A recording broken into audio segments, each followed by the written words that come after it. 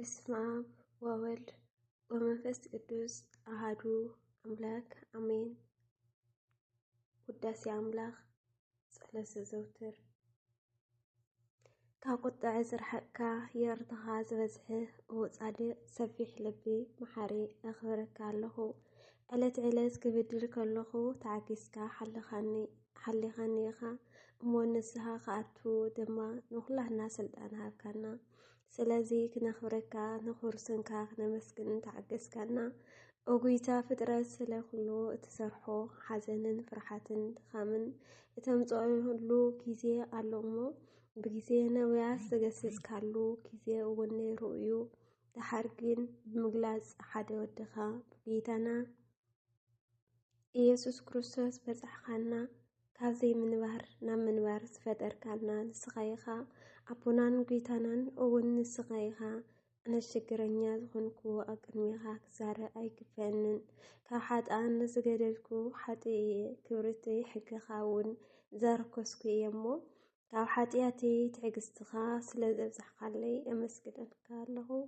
ብቓድካ ሸለል ኢልካ ክሳዕ ሕጂ ብዘይ ፍርዲ ሓለኻኒ። ኣነ ግን ስለ በደለይ ፍርዲ ዝግብአኒ እየ። ስለ ሓጢኣተይ እውን ንስቃይ ቁሉዕ እየ። እንተኾነ ግን ንሰብ ስለ ምፍታውካን ስለ ትዕግስትኻን ኣብ ቅድሚኻ ንኽወድቕ ክሳብ ሕጂ ሓለኻኒ። ኦ መሓሪ ጎይታዬ ስለዚ ኣመስግነካ ኣለኹ። መዋዳደር ዘይብላ ትዕግስትኻን ጎይትነትካን ዝግባእ ምስጋና ከመስግን ስልጣን ዘይብለይ ዝተናዓቅኩን ሕሱርን እኳ እንተኾንኩ ሕሱርን ድኹምን ናይ ዝኾንኩ ባርያኻ ድማነይ ስማዕ።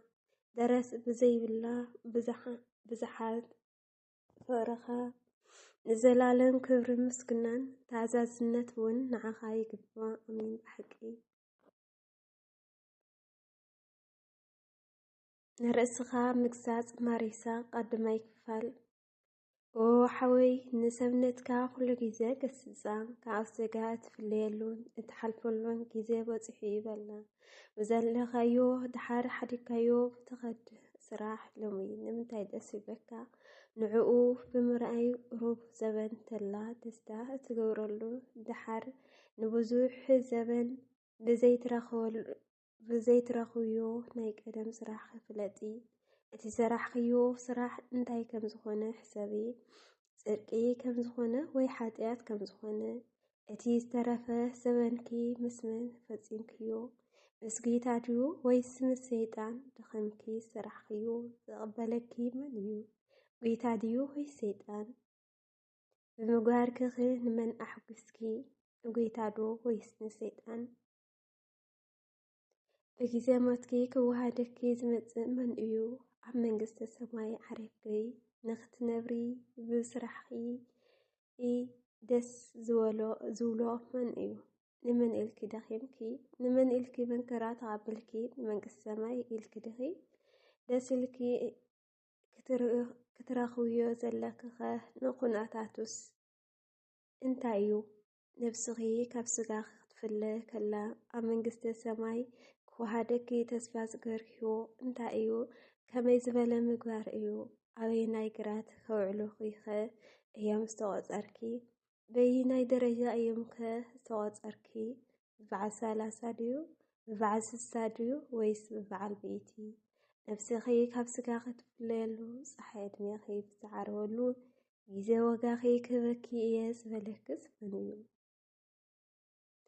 ጎይታ ድዩ ወይስ ዲያብሎስ እዩ? ኦ ነብሰይ ሰብነትኪ መርመሪ። ዕዳኺ በይናይ ቦታ ከም ዝኾነ ፍለጢ። መንግስቲ ሰማይ እንተኾይኑ ወይ ገሃነም እንተኾይኑ ፍለጢ። ተሓረስክዮ ሕርሻ ንዝሓረሱ ሰባት ዕሾኽ መርገምን ዕረን ዘፈሪ እንተደኣ ኮንኪ ማለት ኣብ ልዕሊ እቶም ዝሰርሕዎ ሰባት ፍዳ ዘምጽእ ሓጢኣት እውን እንተደኣ ሰሪሕኺ ንሓዘንኪ እናስቆርቆርኪ ብኸይለምኒ ካብ ቁርባን ካብ መስዋእቲ ብኦ ምኽንያት ፈትዮ ኣብ ልዕሊ ሰብ ዝሓድረሉ ጸጋ ንኽሓድር ክቡራን መላእክቲ በቲ ደስ ዝበሎም ደስ ንኽብሎም ንበሳንኪ እናራህርኸ ለምኒ። የማናይ ጸጋማይ ገጽኪ ፍትባዓት ሕጸዩ መንፈስ ቅዱስ ክሓድረኪ ካብ ሓጢኣት ፈልዩ ከንጽሕኪ መጺኡ ክሓድረኪ እናበኽኺ ናብ እግዚአብሔር ለምኒ።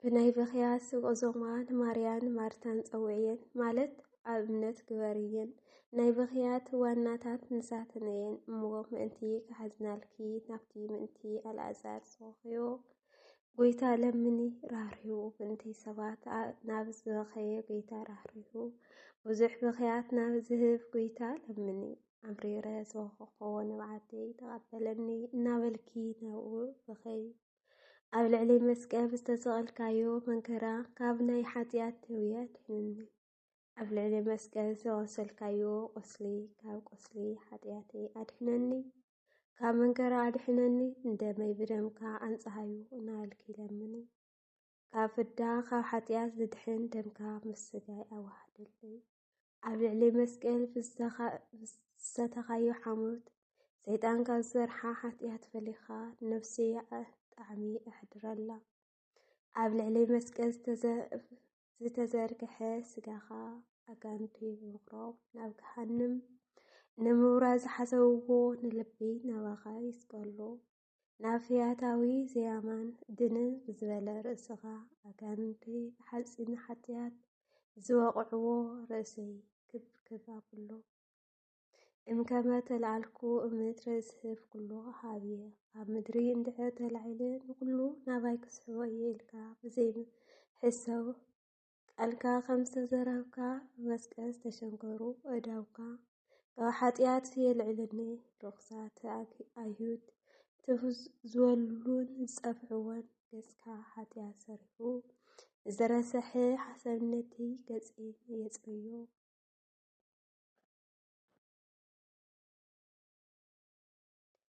ኣብ መስቀል ተሰቒልካ ኸለኻ ኣባ እምህፀን ነፍሰየ ውሽጠ ኢዴከ ኦ ኣቦይ ነፍሰይ ኣብ ኢድካ ምሕፀን ኣላ እልካ ካብ ስጋኻ ዝፈለኻያ ነፍስኻ ብምሕረትካ ውሓት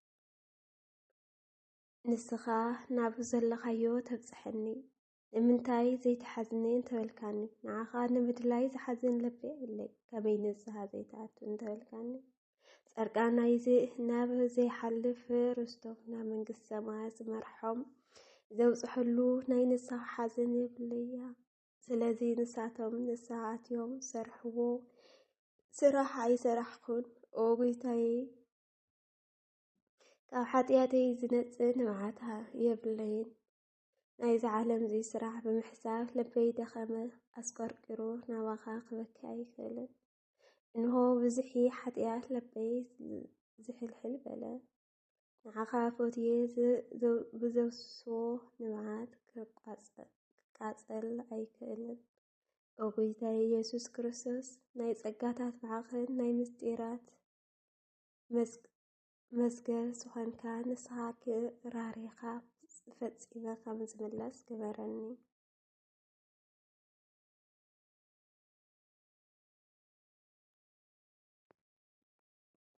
አሜን። ይቀጽል። ወስብሐት ለእግዚአብሔር ወወላዲቱ ድንግል ወለመስቀሉ ክቡር